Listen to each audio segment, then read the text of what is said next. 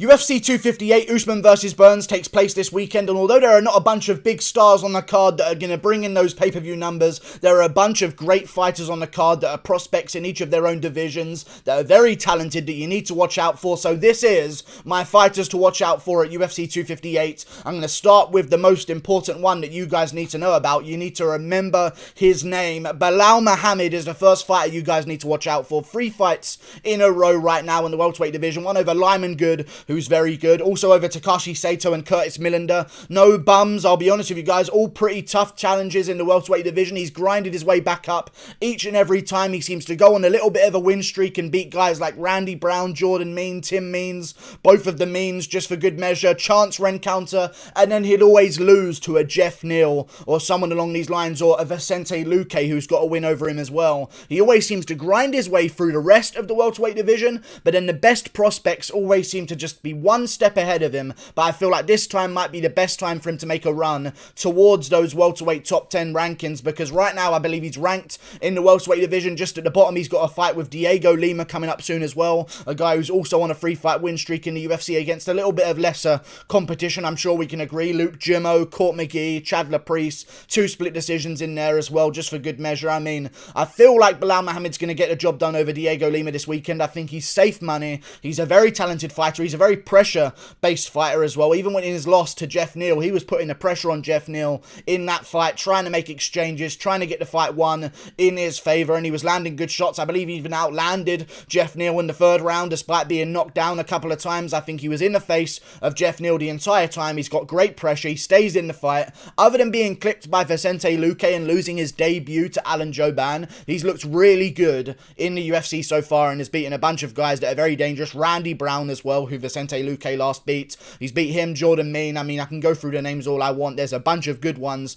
and I feel like if he wins this one against Diego Lima, he's going to be looking at the Neil Magnies of the division. He's going to be looking at the ranked guys coming off wins in the welterweight division, because 4 in a row at his point and his level of welterweight ranking, it's got to be noticed. And I think if he wins this one this weekend, he's going to be onto massive things, maybe getting his chance in the top 10, but I don't know. The welterweight division is pretty jam-packed with people looking for title shots right now, or ways to get to a title shot, because it is a logjam right now at welterweight. But I feel like Belal Muhammad winning here sets himself apart from the rest of the division. He's had a good little regrouping since his loss to Jeff Neal, winning straight 3 in a row. I think he'll get to the win against Diego Lima by ground and pound TKO as well. I think he will get the finish here against Diego Lima. He got the submission against Takashi Sato, wearing him down. Diego Lima's been KO'd a couple of times now in his career. He's been submitted as well in his career. He's been controlled on the ground. I just think there's been shown as more ways to win against Diego Lima than Belal Muhammad, and I think Belal Muhammad's going to capitalize, use his game perfectly, outstrike Diego on the feet, having him think about the takedown, also get the takedown and control him on the ground, and I think he finishes this by TKO to ground and pound in the 2nd round. Belal Muhammad, remember the name, he's a very talented man. Moving on.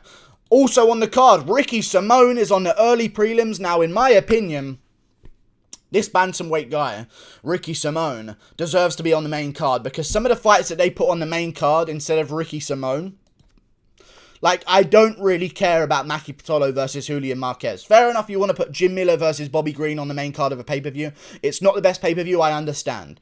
But to put Maki Pitolo versus Julian Marquez on the main card over Ricky Simone versus Brian Boom Boom Kelleher, do you not know what the hardcore fans really want to see? Because I want to see Ricky Simone versus Brian Kelleher. This fight has been so long in the making now. They've been talking back and forth about making this one. Ricky Simone took a replacement opponent against Perillo in his last bout. A dangerous striker, took him down, smushed him on the ground, submitted him with ease in that fight, completely controlled him and manhandled him with just superior strength and wrestling. He's a massive guy for the bantamweight division as well, and he's not even taking this one at bantamweight. It's going to be a catchweight at 145, which is equally going to help him because he doesn't have to cut that weight all over again. But Brian Kelleher versus Ricky Simone. Simone called him out, called him Boom Boom Baggins. I'm going to send you back to the Shire, even though they're both 5'5".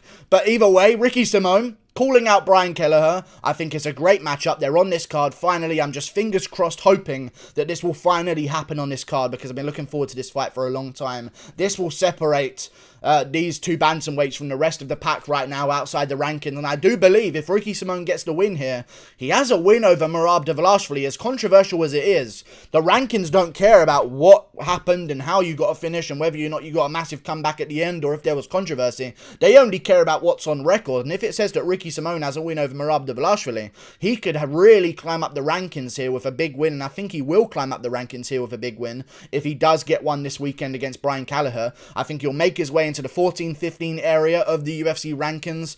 Maybe they'll want to keep Casey Kenny there because of his fight with Dominic Cruz coming up soon, but I feel like someone's soon, maybe Song Yadong spent a little bit too much time on the shelf and Simon's going to climb above him, but I feel like Simón will get the job done against Brian Kelleher. He's very smart, he's got great wins in the division as well. He had a great fight with Rob Font, and Rob Font just went out there and KO'd Moraes in the first round. I know Moraes was coming off a KO loss, but Ricky Simón, 6 takedowns against Rob Font. I mean, he shot a whole bunch as well. He was looking for control time. He got some control time. Landed good shots on the feet as well. He just seemed to slow down in the third round, and that's where Rob Font really capitalized. But I thought he could have edged the first round against Rob Font in their bout, which is a massive sign that he's somewhat good on the feet as well. To edge out a first round on the feet against Rob Font, it's very tough to do. Rob Font's pretty much a big savage now since he's KO'd Marlon Moraes. So it's a good win to have. Ricky Simón, he's not lost to Schmucks. I know he rocked Uriah Faber at one point in his other big jump up in his career, and he lost that one because he rocked Faber, went all after him, and then got rocked back and got finished in the first round. I feel like he's learned his mistakes, and since then, he really hasn't gone to his striking too much unless he has needed to. Like, he went against Ray Borg, and I think he saw someone in Ray Borg who's a guy who he can bully around in the first 2 rounds on the feet, just by being bigger and using his grappling and being stronger and stuff like that, because Ray Borg's a former flyweight. But I feel like Brian Kelleher here, especially seeing his last fight against Perillo, Simón looks like he's really started to just go back to his fundamentals. He used to have a little bit of fun on the feet and scrap around and flex for the camera and smile and talk shit in there as well. I feel like now he's kind of just honed himself down. He's going to go in there against Brian Kelleher and just work a grappling clinic all over him. And I think he will. Kelleher's got a dangerous guillotine. I don't think I've ever seen Simón put his head in a bad situation from a takedown and not pass straight after the legs, straight over the legs afterwards to get into a safe position in side control or half guard or something like this. And I feel like Simón's educated enough with his grappling to stay out of danger and control Brian Kelleher by being bigger and stronger. For 3 rounds, Kelleher should have made him cut down to bantamweight again. Big mistake. Simón's like a fucking lightweight featherweight in there. Like, you shouldn't be giving him that leeway not to have to cut so much weight, but maybe the fight wouldn't have been made otherwise, so who knows. I think Simón gets it done. Pay attention to him. Good sir, he's a very dangerous man. The mullet is gone, but his power and skill is not. But I wish that mullet would come back. Maybe that's why he's having some trouble breaking into the rankings recently. Moving on to another fight on the card that you need to watch out for, and it's Rodolfo Vieira. Oh my god, I forgot this guy was even on the card and on my list of people to break down here. He's a savage in the jiu-jitsu, you know? Very savage in the jiu-jitsu. He's done very well in the UFC so far. A grappling phenom. He is a physical freak of a man in the middleweight division. I'm always wanting to whisper this because I feel like I'm telling you guys some confidential information here. Like, he's going to strangle the fuck out of Anthony Fluffy Hernandez, okay? And that's not just because his nickname's Fluffy, and I'll go on that all day because I hate that nickname. That's pathetic. Rodolfo Vieira is going to strangle this man, and he's going to do it very viciously on the ground with jiu-jitsu, with supreme jiu-jitsu technique. I mean, he's had some trouble against certain opponents on the feet. I know Sapabek Safarov landed a big jumping front kick to the face and like really swole up the eye of Rodolfo Vieira, shuts completely in one eye, massive swelling. I think it was like Matt Mitrione style, but not quite as bad. You know the picture of Matt Mitrione I'm talking about here. But even still, he got through it. He got the takedown. He got top control. He got his submission. He gets what he wants when he wants. And he did the same thing to Oscar Piacota. Got him down in the first round. Wore him out on the ground. He's such a wet blanket of a man. It's unfortunate to all of his opponents. Oscar Piacota is a black belt in jiu-jitsu, but so is Rodolfo Vieira, and there are different levels of black belt, and Vieira is one of the top levels of black belt, in my opinion. He's a very dangerous man, and he's freakishly strong, and he eventually got his submission against Oscar Piacota as well. That's 2 arm triangles in a row, and I think he's going to get an arm triangle again against Anthony Fluffy Hernandez. That surname. because even Marcus Perez was able to get submission against Anthony Fluffy Hernandez, and I feel like he hurt him a little bit on the feet first in that fight, and then dragged him down into a submission afterwards. But still, Rodolfo Vieira is going to take down Anthony Hernandez. They're the same height, but the two of their builds, they're just two completely different human beings in the middleweight division. I feel like Anthony Hernandez is going to be completely outsized and outstrengthed here against Rodolfo Vieira, and he's already got the jiu-jitsu and grappling advantage anyway, and now you've given him a size and strength advantage on top of that to implement whatever he wants. I think he immediately gets Anthony Hernandez down in the first round and secures his arm triangle choke, because that's basically like the most bully technique to get someone in, really. Like, there's a lot of technical submissions. You can go for a triangle, or you can try and whip up an armbar, something like that, but just to force someone and manipulate someone into an arm triangle choke, it's such a big brother move in the jiu-jitsu world. I feel like Vieira's going to go to it again. He's got 2 so far. Could it be 3 in a row? Who knows? Rodolfo Vieira's come in undefeated, still reasonably young. I believe he's 31 years of age. If he wins this one, I think we should jump him straight up. Like against an Omari Akhmedov or someone like this. I don't even know who I could put him against in the rankings right now. But maybe a Krzysztof Jotko versus him for a spot at number 15. Because I know that Jotko's not currently ranked, even though maybe he should be, because he's got a lot of good wins. So maybe that could be next. Rodolfo Vieira versus Krzysztof Jotko. Winner gets a number 15 slot. Vieira's an absolute savage. Watch out for him on this card. I think he's guaranteed money as well. Same with Belal Muhammad. Moving on to another fighter on the card that I want to mention. Who is it? Miranda Maverick is who it is. Why am I forgetting all of these? I literally spent 5 minutes before even starting this fucking video deciding who it was. How am I genuinely think I have CTE nowadays. But still, Miranda Maverick. Fear the Maverick. No one's going to fear a Maverick. Logan Paul made that anti-terrifying. But still, Miranda Maverick, I haven't picked her to win. I think Gillian Robertson's going to catch her in a submission, in all honesty. I think she's going to get a little bit exposed on the ground. She went grappling with Pearl Gonzalez. She went grappling with Pearl Gonzalez before her UFC career. Had a real tough time with it on the ground, and it was a real grueling decision of grappling session. And then Gillian Robertson went out there in a grappling match against Pearl Gonzalez and immediately submitted her with a rear naked choke in the first round. I feel like that says something in the levels of grappling that each of these two girls have. And I think Gillian Robertson is going to get the job done by submission rear naked choke in the second round. However, I'm really looking forward to seeing what Miranda Maverick can do, because this will show is she rapidly evolving as a young fighter right now, because I know that she got a win over Liana Jujua, but it was hardly like spectacular. And I know a lot of people are putting a lot of weight into her debut that was so crazy, like, Jon Anik, you simp! Jon Anik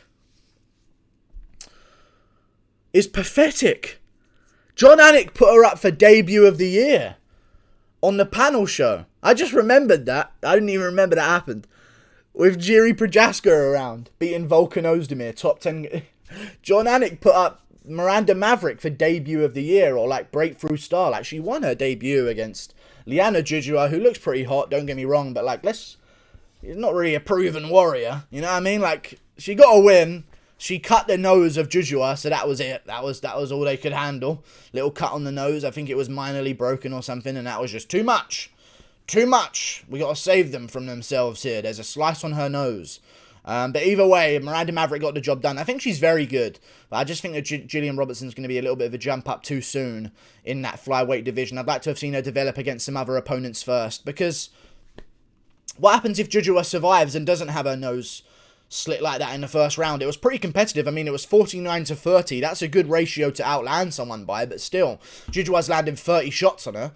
I don't know, Jujua's not really that good either. Like, I just feel like maybe we're overestimating Miranda Maverick. I'm telling you to watch out for her, because she could be as good as people are setting her up to be. And if she does get that win, pay attention to her career, because we've got a new streaking contender in the flyweight division. I just don't see this one going her way. I think that she's going to lose. So watch out for Gillian Robertson as well. 9-5, 25 years of age as well. It's not like some old girl on the slide, 32. Tonya Evinger losing 4 in a row. Now Maverick's going to get a jump up against her. Like, this is still a young contender. She lost her last fight against Taylor Santos, who's something like 16-1. So there's no shame there to losing. She doesn't lose often to anyone. So Gillian Robertson put up a decent fight, survived the distance, got positionally dominated in certain areas, but I don't think Maverick's going to be able to do that to her, and I think she's going to lose. Robertson's fought better competition. She's got more experience against better competition. She's got a great team behind her as well. She lost and went straight to a grappling tournament against Pearl Gonzalez to just get a win and compete and win.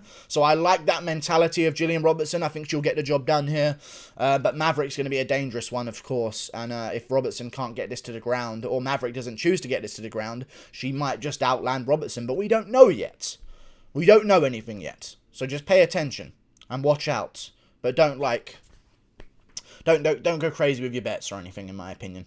There's still a lot to be learned. So that kind of wraps it up today.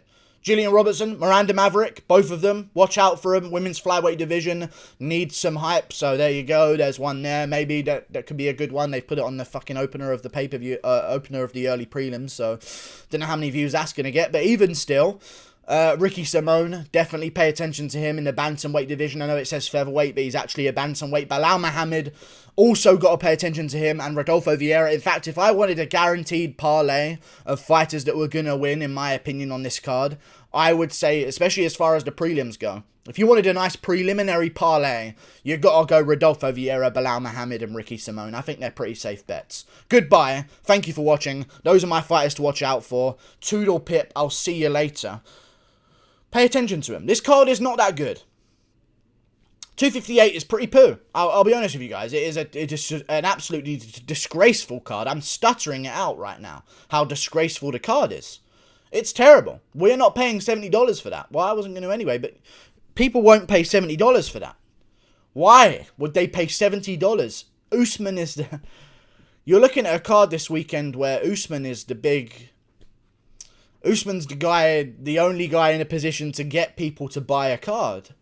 Kamaru Usman is the only guy on a card of a pay-per-view that could potentially get people to buy a card. Usman. But yeah, still a good card. I just see this as like a fight night that's pretty fun and good with great matchups throughout, but with a title fight at the end of it. So it doesn't really feel like a pay-per-view week right now, but you know, good for them. They've put on a card. I guess. 259 is amazing. So maybe that's what we're waiting out for. I don't know. Thank you for watching. Like and subscribe. Click that button up there. Goodbye. I'll see you later.